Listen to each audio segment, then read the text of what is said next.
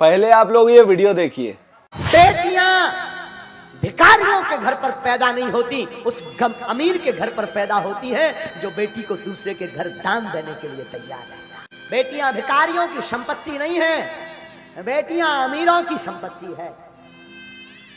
याद रखना, बहुत से धूर्त लोग, बहुत से कम बुद्धि के लोग किसी की बेटी को घर पर लेकर के आते हैं और उसके पिता का, उसकी माँ का इतना अपमान करते हैं। उन्होंने दिया ही क्या, उन्होंने किया ही क्या, क्या सम्मान किया हमारा। मेरे प्यारो, मैं निवेदन करूं, उस बाप से पूछना जो अपनी बेटी के विवाह के लिए 2 साल पहले से तैयारी करता है, रात और दिन एक कर देता है। वो पिता अपनी बेटी के लिए एक एक कपड़ा, एक एक वस्त्र, एक एक भोजन का सामान, एक एक बर्तन संजो करके रखता है कि बारात आएगी ताकि किसी को कोई असुविधा ना हो। और तुम एक रात में जाकर के पूरे कार्यक्रम को तहस नहस करके आ जाते हो और उसी बाप की 2 साल की मेहनत को 2 शब्द कह करके तुम पानी में बहा देते हो।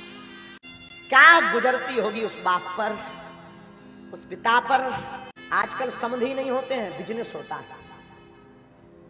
बेटियों को बेचा जाता है, पुत्रों को बेचा जाता है। दहेज लेना पाप नहीं है, पर मुंह मांग करके दहेज लेना महापाप है।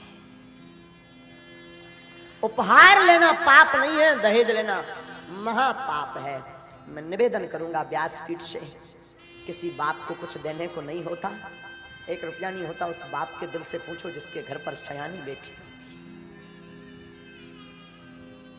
उस बाप के हृदय से पूछना क्या गुजरती है। उस बेटी का दिल तो देखना। एक रात में वो अपना घर, जिस घर में 20 साल तक रही, कोने कोने में खेली चहचहाती रही, आंगन में रही, एक एक कोने में उसका सामान रखा रहा, और एक रात में सब कुछ छोड़ करके नए घर में आ जाती है। उस बाप पर क्या गुजरती होगी।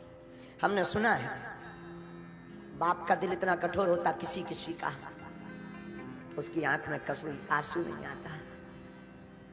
लेकिन हमने सुना है कोई ऐसा बाप होगा जिसकी बेटी की विदा हो, उसकी आंख में आंसू। बेटियां विवाह होने के बाद भी अपने पिता को नहीं भूलती। बेटियों का दिल कितना ऊंचा होता है ये तो क्या बताएं। बहनों का दिल कितना ऊंचा होता है। रक्षाबंधन का दिन हो, भाई के पास पहुंच ना पाए तो वो पड़ोस में, अंकल आप जाएंगे क्या, आप जा रहे हैं क्या, अंकल अगर जाना तो हमें बता देना।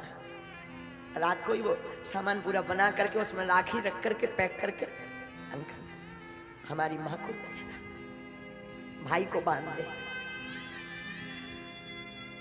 सबकी कलाई भरी होगी, हमारी भाई की सुनी ना रह जाए।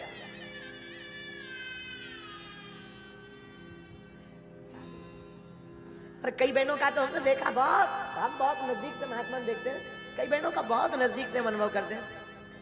कई बहनें तो भाई बहुत दूर रहता हो या बहनें बहुत दूर कोरियर कर देती हैं ताकि सबके बहनें आएंगी, सबके भाइयों के हाथों की कलाई पर राखी होगी, मेरा भाई सुनी कलाई लेकर के ना घूमे, वो पहले से भेज देती, फोन लगाते, माँ रक्षाबंधन को बंधवा जरूर देना। बेटियां घर की प्रसन्नता है, बेटियां श्राप नहीं परमात्मा का दिया हुआ वरदान है। बेटियां अमीरों के घर होती हैं, जो धन से नहीं दिल से अमीर होते हैं उनके यहाँ बेटियां होती हैं। बात बहुत विरोधाभास वाली होगी, शायद किसी के चित्त को यह बात ना खले, मुझे खबर नहीं, पर पागलो हमारी बुद्धि कहती है काश बेटियों को पिता का रखने का अधिकार होता होगा तो वृद्धाश्रम भारत में या देश में कहीं नहीं होते। अगर बेटियों को माता पिता का रखने का अधिकार दे दिया जाए तो वृद्धाश्रम बंद हो जाएंगे। लेकिन ये बात भी बोलूं तो ये गलत नहीं होगी, वही बेटियां जब वहां ससुराल पक्ष में पति के घर जाती हैं और सास ससुर को ही माता पिता मान ले, तब भी वृद्धाश्रम बंद हो जाएंगे। बात कड़वी जरूर है पर है तो है। हर बेटी विवाह के बाद चाहती है जो मुझे सासू माँ मिले वो मेरी माँ जैसी मुझे छूट दे, मेरी माँ जैसी मुझे रखे, पर खुद बेटी नहीं बनना चाहती। और हर सासू माँ अपने पुत्र का विवाह करने के बाद चाहती है मेरी जो बहू आए तो मेरी बेटी की भांति रहे, पर खुद मां नहीं बनना चाहती।